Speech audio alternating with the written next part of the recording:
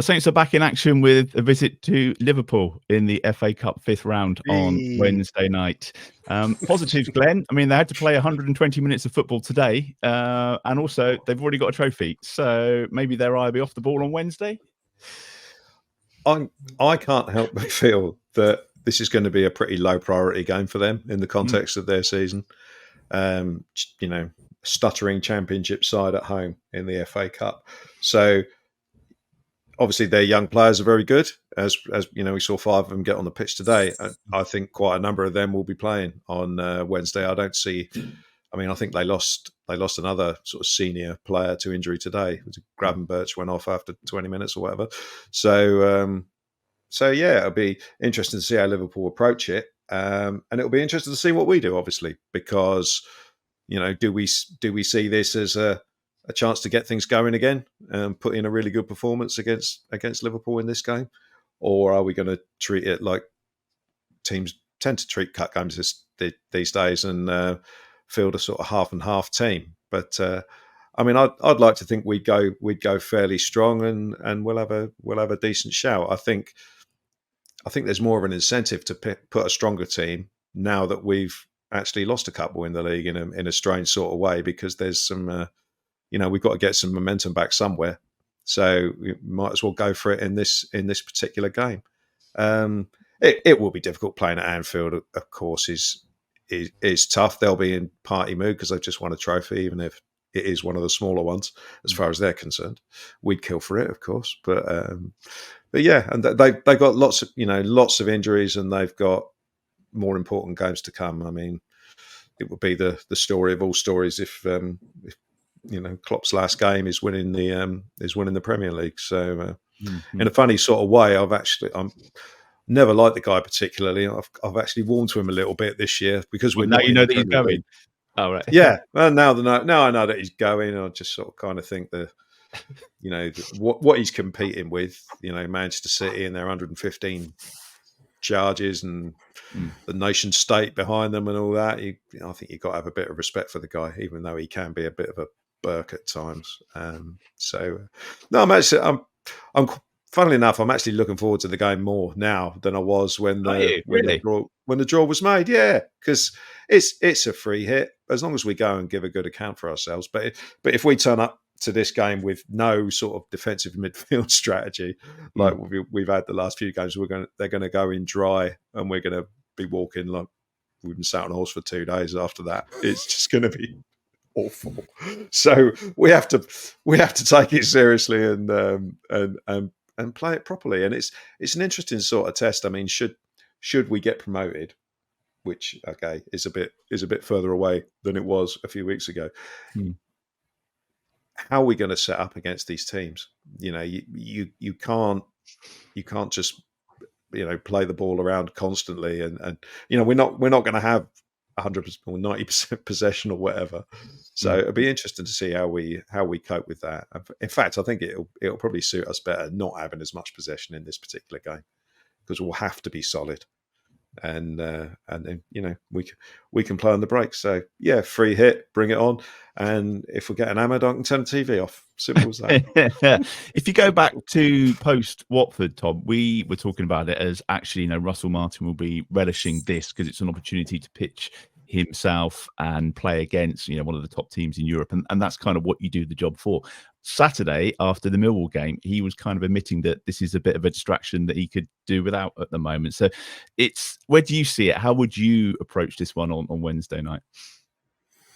Yeah, he did say that, didn't he? That we can do without it, to be honest. And then I think he sort of remembered, but isn't it great that we got 5,000 fans going up there? And we, so I think he just sort of remembered. Yeah, I mean, yeah, I don't have high hopes. I mean, I did ask him directly about Downs, and I took his answer to mean, yeah, he's really close, he's ready, but we may not bother risking him for Liverpool. So I certainly wouldn't expect him to start, and then maybe him be back for Birmingham.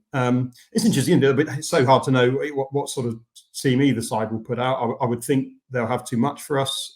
He's only got really kind of one style of playing, Russell Martin, hasn't he? And you would think that Liverpool's sort of whoever they put out, physicality pace, will probably cause us big problems. So, I mean, I can see us scoring, I think, but unfortunately, I can certainly see them scoring as well. So, it's difficult. I sort of agree with Glen though that it's become sort of more important since the draw was made in a way, because when you can statistics, 4 and 5 if we lose this, and things are starting to look a bit down, aren't they? So, but I don't know. Yeah, I'll certainly be watching it. I'll certainly be interested, and I'll be cheering very loudly if we're still in the cup. But being brutally honest, I don't expect us to be. Steve, they've got a few injuries. I think Klopp said after the game today, said we don't have a team for Wednesday, which is obviously him making excuses already. But they're struggling a bit, aren't they? So their squad is so young at the moment, they might struggle on a school night. But I don't think we don't go there and make 9 changes again, do we? Oh God, no. But I mean, Liverpool and all the big clubs whinging about players getting injured. I mean, this is what you wanted, lads. This is what you wanted. All these you want the extra games in the Champions League. Well, I mean, in order to get those, you have to play league games. Where's the space in the calendar? They've now got eight Champions League games coming in from next season. So how's that going to work on the players' bodies? They're going to be dead. It's ridiculous.